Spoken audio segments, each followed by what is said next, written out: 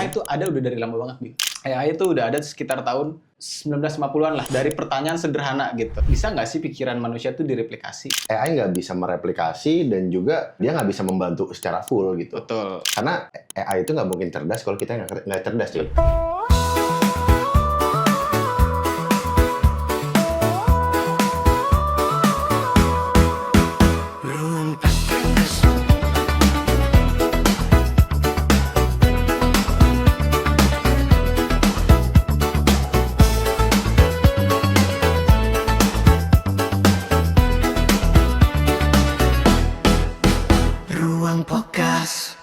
Hello ya friends, selamat datang di Ruang Podcast. Ruang di mana kita bakalan sharing-sharing dan juga belajar bareng tentang apa yang lagi happening right now gitu ya. Betul, Bil.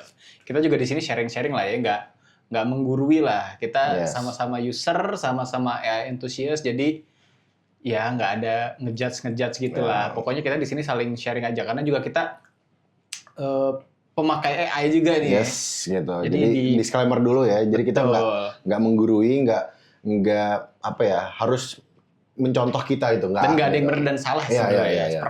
Perspektif aja gitu. I see. Pokoknya di episode pertama ini gitu ya, kita bakal kupas tuntas lah soal AI industrinya dan apakah ada peluang gitu. Karena kan isunya banyak banget di luar sana, AI itu katanya kan berbahaya gitu. Kelas. Yes, tapi mungkin gue mau memperkenalkan diri dulu kali ya. Okay. Di sini gue ada Krisna dan di sini ada Nabil. Oke. Kebetulan kita di latar belakang yang sama gitu ya, itu di bidang kreatif.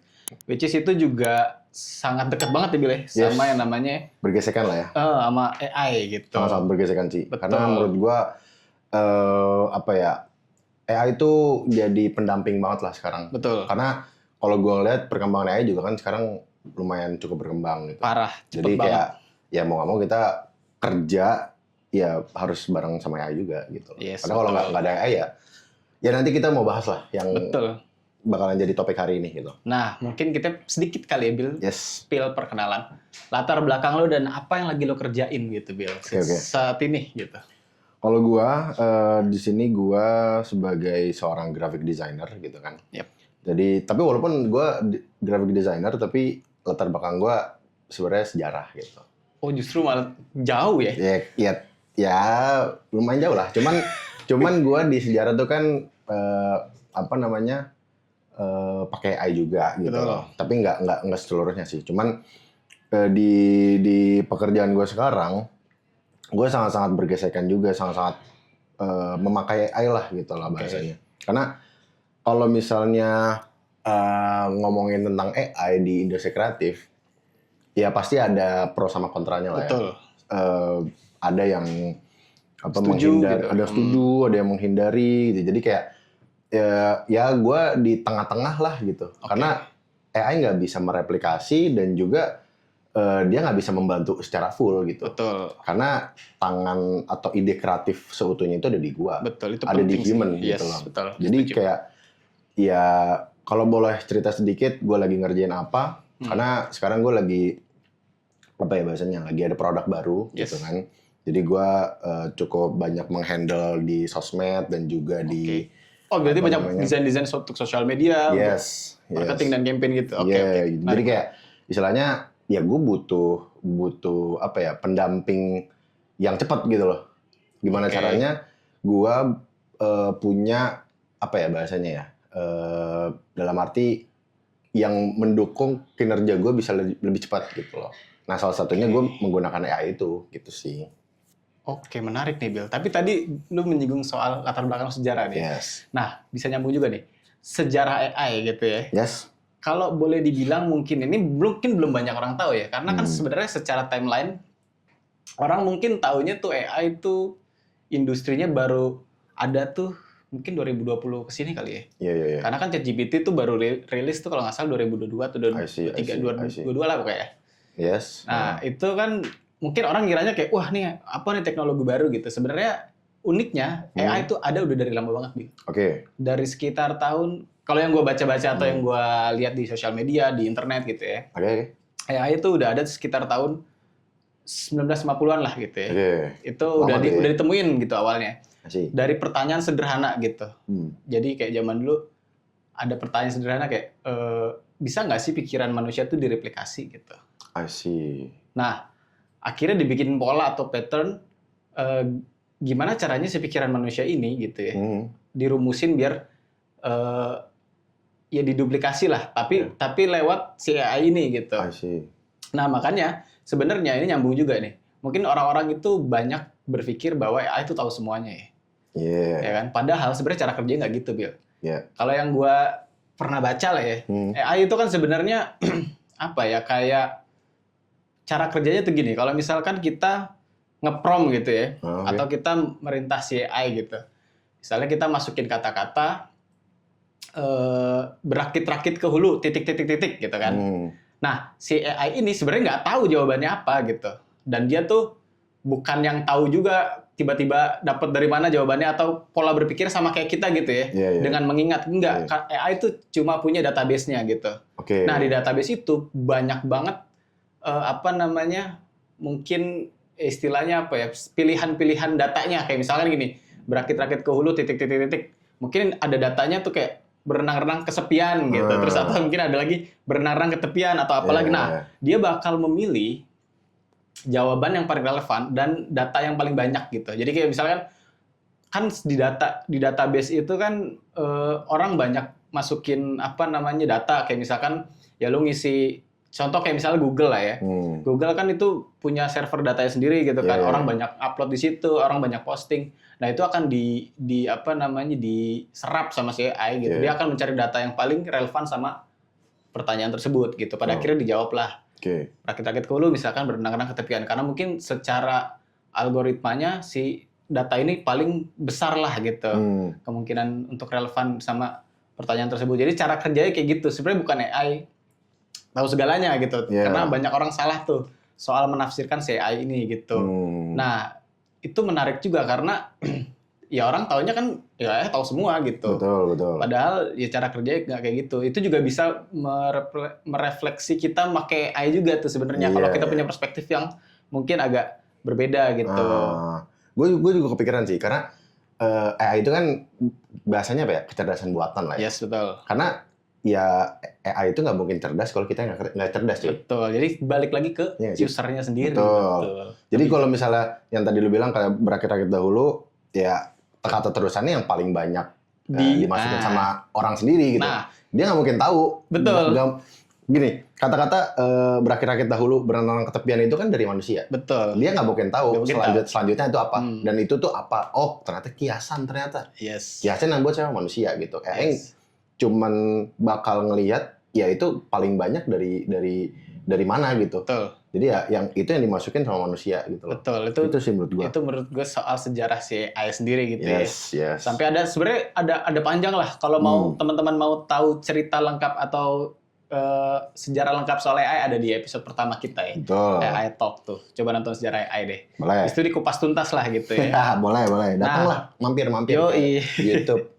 Nah, mungkin gue pengen nanya juga kali, Bill ya. Asik. Pertama kali lu kenal AI dan lu gunain di kerjaan lu sehari-hari. Plus, mungkin ya perspektif lu tentang AI dan perkembangan industrinya sendiri lah. Oke. Gitu. Ini menarik sih, karena gua itu kan pertama kali kenal AI itu awal-awal ya, ChatGPT gitu. Oh yes. Karena ya maksudnya kita kan biasanya searching pakai Google. Betul. Kita ya yang paling terkenal saat itu ya ChatGPT gitu. Dan promptingnya itu ya kayak ChatGPT biasa gitu. Kayak lu cari-cari apa yang pengen lu cari di Google, ya itu kayak lu pindah aja ke ChatGPT gitu. Jadinya bertanya ya? Jadi bertanya aja gitu. Gue nggak tahu cara prompting yang benar, cara menggunakan AI itu yang benar tuh gimana caranya gitu. Gue nggak tahu gitu. Tapi ya pertama kali kenal AI itu ya pas akhir-akhir kuliah lah. Oke. Ada kuliah, jadi menjelang skripsi, gue banyak atau lumayan sering menggunakan AI untuk skripsi gue. Cuman kalau untuk di kerjaan itu gue sering paling ya generate image gitu, atau ngebantu sebelum gue kerja juga kan gue sering bikin portofolio juga pakai AI. Jadi gue memposisikan AI itu sebagai dummy project gue atau klien gue lah gitu. Jadi gue ngebuat sebuah dummy project buat portofolio gue. Jadi ya gue bisa belajar banyak sih di situ gitu loh. Jadi kayak ibaratnya karena gue kan kalau nyari klien kan susah ya. Yes, jadi gue ya udah deh gue bikin AI ini sebagai klien gue. Gimana caranya si AI ini memposisikan diri sebagai klien, butuh ini, ya gue gue kerjain gitu loh. Nanti gue kirim ke dia gimana hasilnya, oh ternyata suka atau ada masukan atau ada ini ya gue juga bisa tahu gitu loh. Ya kadang-kadang gue bisa nanya ke teman gue juga sih, cuman kan teman gue nggak 24 jam. Betul, yes. Gitu itu jadi sih kan, yang mungkin lebih fleksibel nih. Yes, gitu. Kan kadang gini, kalau lu ngerasa nggak sih, lu kan di industri kreatif juga gitu loh. Gue ngerasa kreatif tuh muncul malam-malam. Yes, itu gitu. kadang emang iya sih. Gue mau nanya ke temen gue udah pada tidur. Yes, betul. Gue kadang-kadang nanya kayak sih. Kadang ya asal-asal aja, gue nggak tahu, gue nyoba-nyoba aja. Gitu. Tapi secara emosional jadi lumayan terbantu tuh ya. Betul. Ketika mungkin dia lebih punya fleksibilitas waktu gitu ya. Yes. Tapi gue setuju juga sih kalau di industri kreatif itu, gue pertama kali, awalnya gue juga denial ya. Karena kan awalnya AI nggak langsung sempurna kan. Yes. Pertama kali gue AI yang gue coba sesimpel remove background sih sebenarnya. Oh iya.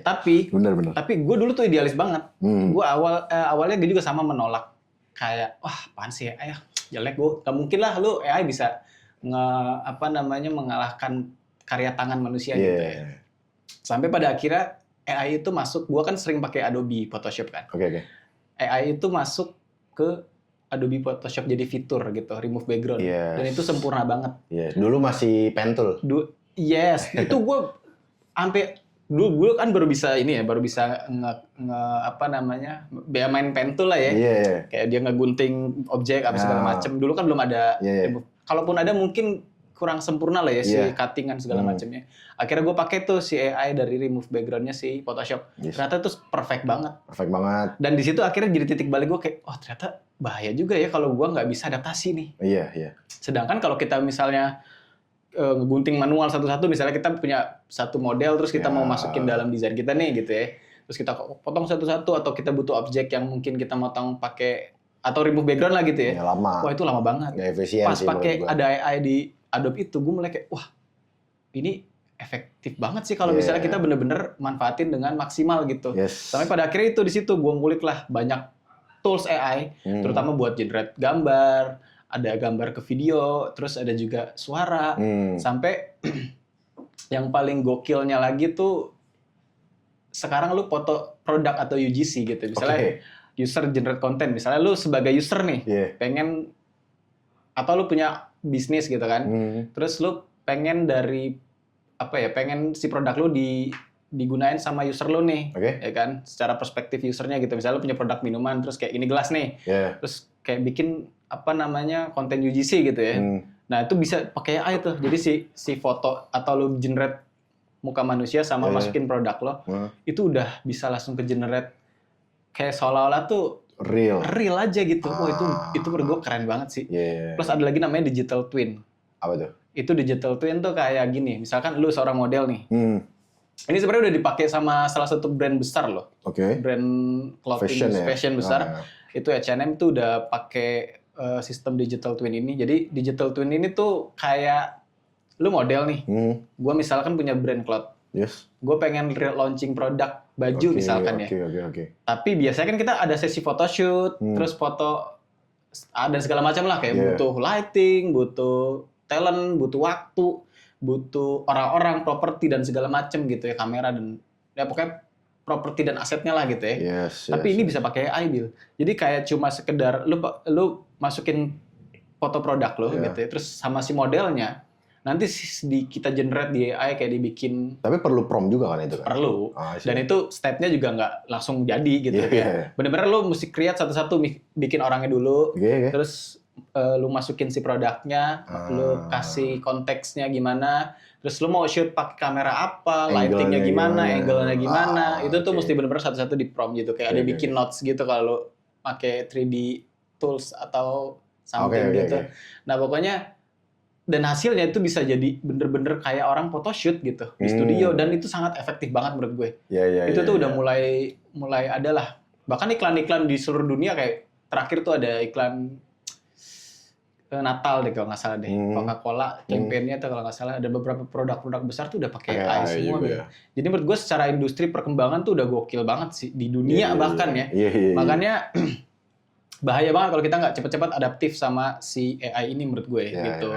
Sebenarnya menarik banget ya kalau misalnya kita bahas soal AI ya. Karena pada intinya kan balik lagi gitu. Kalau misalnya AI itu juga bukan cuma sekedar teknologi yang canggih gitu. Tapi bagaimana kita memakainya gitu kan yang tadi gue bilang, bagaimana kita cara pakai AI dengan bijak, terus juga cara kerja pakai AI dengan bijak juga adaptasi gitu. Lah ya, adaptasi juga gitu kan. Jadi kan nggak cuma ikut-ikutan tren aja gitu, tapi kita harus paham cara menggunakan AI itu dengan baik dan benar. Betul. Gitu. Dan pada akhirnya decision maker-nya tetap ada di kita ya. Jadi jangan pernah ngasih decision tuh kayak tetap ada di kita lah. Tetap ada sentuhan, harus ada sentuhan manusianya gitu. Human touch, human sense-nya gitu harus ada. Betul, Bill. Kayaknya segitu aja kali, Bill ya.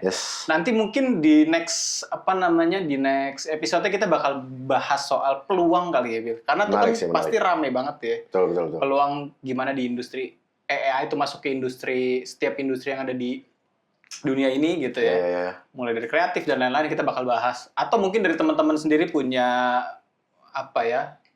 ilmu, insight, atau mungkin sharing-sharing, discuss di kolom komentar, boleh nanti mungkin bisa kita bahas juga ya, Bil ya. Kita bakal ngelihat perspektif lain lah ya. Dari mungkin, industri lain gitu. Itu menarik sih. Betul, nanti juga kita bakal ada narasumber yang mungkin dari latar belakang yang beda-beda gitu. Jadi kita mungkin ngulik perspektif dari segi dan pengalaman mereka ngulik AI. Oke, di sini kita sharing-sharing aja lah, Bil ya. Gue tunggu tuh.